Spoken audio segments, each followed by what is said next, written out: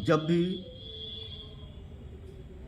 रामायण में कैकेयी की बात होती है, माता कैकेयी की,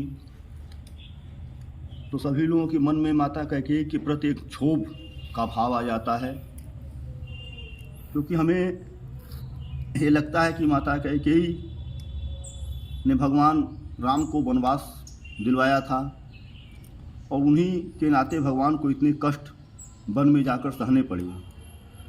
इसलिए माता कैकेयी को दोषी माना जाता है और यहाँ तक कि उन्हें कुमाता की भी संज्ञा दी गई, परंतु यह सत्य नहीं है। वास्तव में माता कैकेयी का त्याग बहुत बड़ा त्याग था। उन्होंने लोक कल्याण के लिए स्वयं अपयश को धारण किया। आज हम आपको बताएंगे कि क्यों माता कैकेयी ने राम के लिए 14 वर्ष का वनवास मांगा। तो मित्रों, मैं अपनी बात शुरू करने से पहले आप लोगों से निवेदन करता हूं कि यदि आप लोगों ने अभी तक मेरे चैनल को सब्सक्राइब नहीं किया है तो सब्सक्राइब कर लीजिए और मेरा वीडियो अगर पसंद आए तो इसे अधिक से अधिक लाइक और शेयर कीजिए। तो मैं अब अपनी कहानी पर आता हूं कि माता कैकेयी ने क्यों राम के लिए 14 वर्ष का वनवास मांगा। यह सभी लोग जानते हैं कि माता कैकेयी अपने पुत्र भरत से भी ज़्यादा राम को प्रेम करती थी, तो फिर राम के लिए वनवास क्यों मांगा। तो यह बात उस समय की है जब भगवान राम बहुत छोटे थे और सभी चारों भाई खेल रहे थे और माता कैकेयी वहाँ पर बैठ करके उस खेल का आनंद ले रही थी बच्चों के। तभी अचानक पीछे से भगवान राम आ करके और माता कैकेयी के दोनों नेत्रों को अपने हाथ से बंद कर लेते हैं। तो माता कैकेयी कहती हैं कि कौन है और मेरे नेत्रों को खोलो। तो राम कहते हैं नहीं माँ, मैं खोलूँगा नहीं। तो कहती हैं क्यों। तो कहते हैं माँ, मैं तभी तुम्हारे नेत्रों को खोलूँगा जब तुम मुझे यह वचन दो कि जो मैं तुमसे मांगूंगा वह चीज़ तुम मुझे दोगी। तो माता कैकेयी कहती हैं कि अरे तुम तो मेरे सबसे प्रिय पुत्र हो, तो तुम तो जो भी मांगोगे वह मैं तुम्हें ज़रूर दूंगी। तो कहते हैं लेकिन माँ, मैं कुछ और चीज़ मांगने वाला हूँ जो बहुत कठिन है, तो तुम दोगी मुझे। तो कैकेयी कहती हैं पुत्र, मैं तुम्हें ज़रूर दूंगी, मैं तुम्हारे लिए अपने प्राणों को दे सकती हूँ। तो उन्होंने कहा लेकिन माँ, यह प्राण देने से भी कठिन काम है। तो वह कहती है जो भी है, तुम जो भी कहोगे उसको मैं मानूंगी। तो राम कहते हैं ठीक है माँ, तुम मुझे त्रिवचा दो, मुझे 3 बार वचन दो कि तुम मेरी बात को मानोगी मानोगी मानोगी। तो कैकेयी जब त्रिवचा दे देती हैं तो भगवान राम उनके नेत्रों को छोड़ देते हैं और फिर माता कैकेयी कहती हैं कि बताओ पुत्र, तुम क्या मांगना चाहते हो।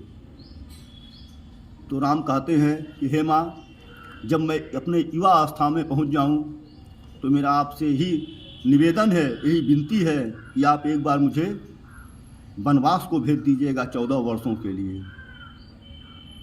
तो जब राम यह बात कहते हैं तो माता कैकेयी थरथरा करके कांप जाती हैं, कहती हैं नहीं पुत्र, यह कैसे हो सकता है, कोई माँ अपने पुत्र को वन कैसे भिजवा सकती है। राम कहते हैं लेकिन माँ, तुम मेरी प्यारी माँ हो और तुमने मुझे वचन दिया है कि मैं जो कहूँगा वो तुम मानोगी, तो तुम्हें अपने वचन को निभाना पड़ेगा। कैकेयी असमंजस में पड़ जाती हैं,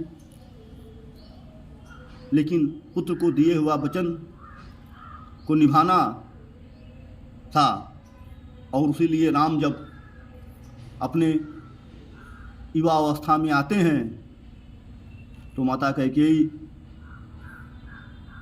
को अपना वह वचन याद दिलाते हैं और जब राम को भगवान राम के राज्याभिषेक की तैयारियां शुरू होती हैं तो उसी समय यह अपरिहार्य हो जाता है भगवान का बन जाना और उसी समय किन्हीं माध्यमों से माता कैकेयी तक यह समाचार पहुंचाया जाता है कि राम को बचपन में जो आपने वह वचन जो राम ने आपसे मांगा था उस वचन को पूरा करने का समय आ गया है और अब आपको राम को वन भिजवाना है। और यह बात देवताओं के द्वारा माता कैकेयी को स्मरण दिलाया जाता है। तो ऐसी स्थिति में माता कैकेयी ने भगवान राम को, अपने प्राण के समान प्रिय पुत्र को, उन्हीं के कहने पर वन को भिजवाया था। और इसी के साथ एक प्रसंग और भी आता है कि कैकेयी ने राम को वन क्यों भेजा।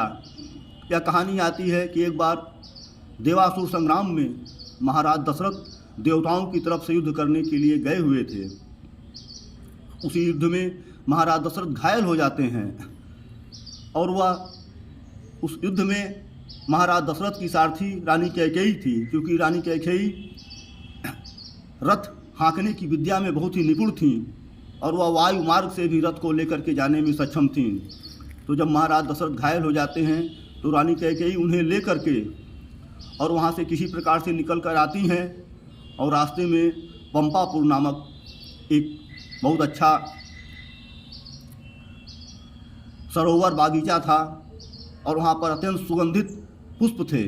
और जब उन पुष्पों की सुगंध वहाँ पर वायु में उड़ती हुई महसूस होती है तो माता कैकेयी वहीं पर अपना रथ उतार देती हैं। और उसी समय महाराज दशरथ की मूर्छा भी टूट जाती है, महाराज दशरथ को होश आ जाता है। लेकिन वह पंपापुर उपवन महाराज बाली का था और जो ही रानी कैकेयी का रथ उस उपवन में उतरता है, तुरंत वहाँ उपवन के जो पहरेदार हैं, वहाँ के जो रक्षक हैं, वह जाकर महाराज बाल को संदेश देते हैं कि हमारे उपवन में कोई बिना अनुमति के प्रवेश कर गया है। और तत्क्षण राजा बाल अपनी सेना के साथ वहाँ पर आ जाते हैं। और उसके बाद जब बाल पूछते हैं कि कौन हो, तो कैकेयी बताती हैं कि ये अयोध्या के राजा चक्रवर्ती सम्राट महाराज दशरथ हैं।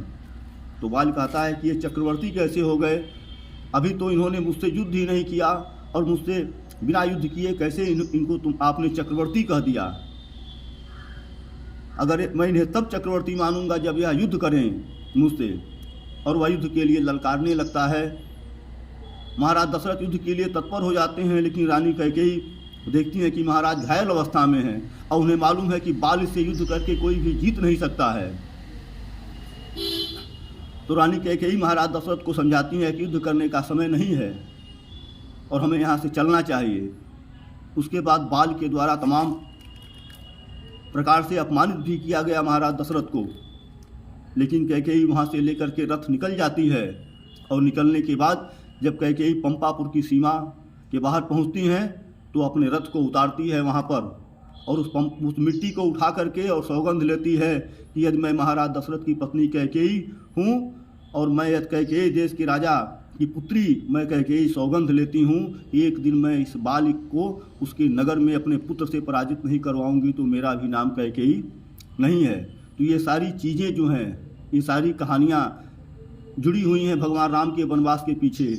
तो उसके में महाराज कैकेयी का बहुत बड़ा त्याग है और महाराज कैकेयी ने लोक हित के लिए, लोक कल्याण के लिए भगवान राम को वन मांगा था और उन्होंने स्वयं यश अपयश की परवाह नहीं की। बहुत बड़ा अपयश उठा करके अपनों कुमाता जैसी बात सुन करके भी उन्होंने भगवान राम को वन भिजवाया। तो धन्य है माता कैकेयी और धन्य है माता कैकेयी का त्याग, क्योंकि यह भारत देश है और इस देश में जब भी धर्म की रक्षा की जरूरत पड़ती है तो माँओं ने, बहनों ने अपने भाइयों को, अपने बेटों को सहज ही देश के लिए न्यौछावर कर दिया। तो हम आज नमन करते हैं माता कैकेयी को, प्रणाम करते हैं और प्रणाम करते हैं माता कैकेयी के त्याग को। अगर आप लोगों को हमारा वीडियो अच्छा लगा हो तो इसे अधिक से अधिक लाइक और सब्सक्राइब करें।